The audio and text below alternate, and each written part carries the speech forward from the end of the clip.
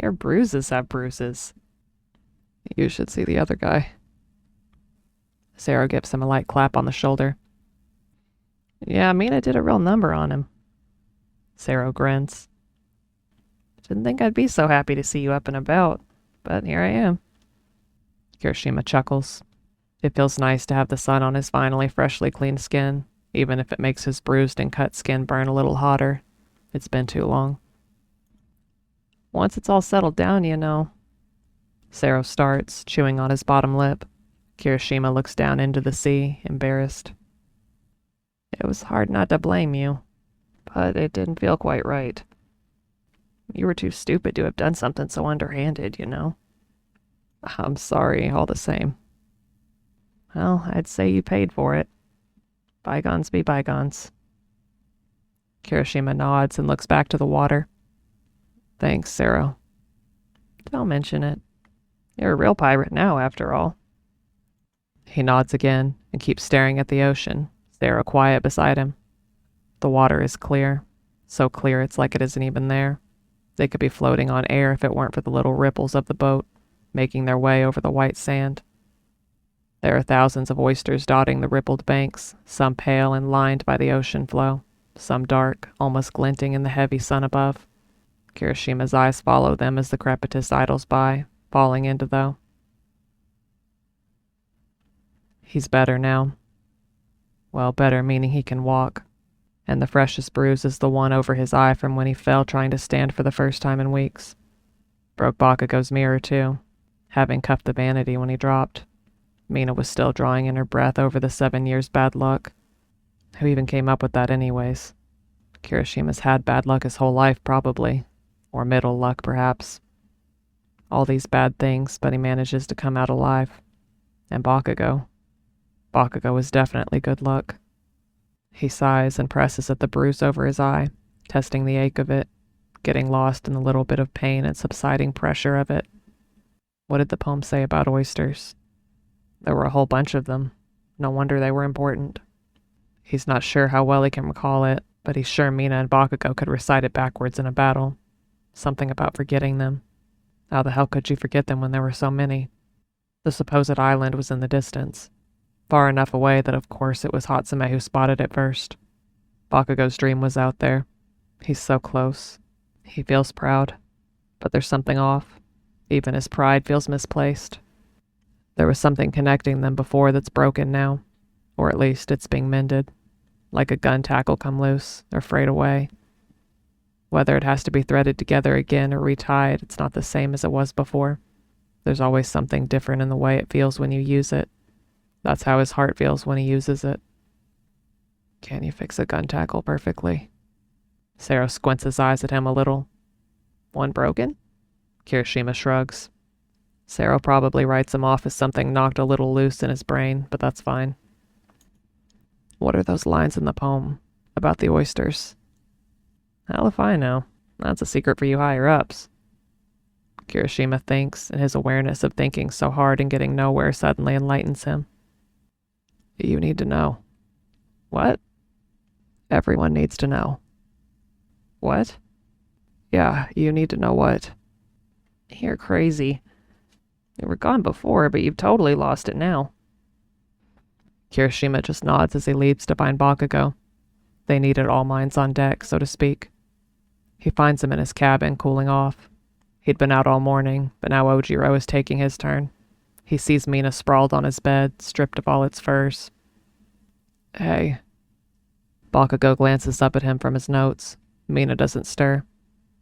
I have an idea. Bakugo smiles. There's still a tension in the air between them, though they still sleep side by side, but Kirishima hopes it will dissipate soon. He needs that gun tackle fixed if he wants to get truly on his feet again. Gun tackle? One broken again? Kirishima winces. Maybe something was gone a little off in his brain if he's still muttering out loud. I think everyone should know. About the poem, the journals.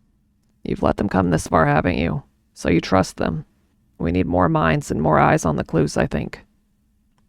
Bakugo stares at him. Captain. Bakugo frowns, but he nods. Kirishima wants to laugh a little. He still doesn't like sharing. You're right. At this point, we'll have to make a trip back for supplies somewhere. Kirishima nods. We've got people from everywhere on the ship, so I figured they must have different ideas or viewpoints or whatever. Might help. It's a good idea. Why didn't I fucking think of it? Get everyone on deck. Yes, Captain. Kirishima nods and slips again out of the room. By the time everyone's gathered and main tasks are finished, not that there was much to do when you're just sitting on the sea, Kirishima thinks it looks like one of the pompous, though sometimes interesting, poetry circles he had to attend back in another life. Well, besides the fact that they were all scraggly, sunburnt pirates, of course, with not nearly as many pretty pennies to their names. Kiri here is going to read these poems. I want you to remember them and think. We're going to focus on the first couple verses because those are our way onto the island. I think we've passed the first hurdle because we have the island in view. The oysters all over the fucking sand is a good hint, too. If you forget something, ask me or Mina or Kiri. We have to do this right. If we don't, we die. And if you fuck it up, I'll ensure that you get fucked up, so keep that in mind. There's a murmur of excitement at finally hearing the words that brought them this far. Kiri is excited too, but a little nervous about having to read out loud with such an intent audience. He clears his throat a couple times and shuffles his feet, looking at the lines he carefully wrote out for Bakugo, printing clear and large. He reads aloud the second verse a couple of times, the first already passed. There's one way in, and many ways to leave the world. Keep your captain's head, and forget the oysters pearled. That poem sucks. Someone shouts out. Kirishima snorts. It definitely wasn't pretty, but he supposes that's not really the point. Well, think on it. You got nothing else to do. Think like your life depends on it. It basically does anyways. There's one way in, that's pretty clear. And if we fuck it up, there are a lot of ways to die. Does keep your captain's head mean it literally? Should we take it with us? Sero half jokes. Bakugo glares at him. Just saying. You told us to think. I thought. Bakugo turns his glare to Kirishima, as though he's to blame for such a response. Kirishima shrugs. They muse over the last lines in a circle until the conversation spreads elsewhere and the sun spreads its colors over the sky. Kirishima's all thought out. He's tired from the poem, the heat, and the turmoil inside his heart. As usual, his mind wanders to Bakugo, along with his eyes. The captain is sitting on a barrel, his back against the railing of the ship. His hand is tucked around his chin in thought, and his eyebrows tight together, in that angry way he carries.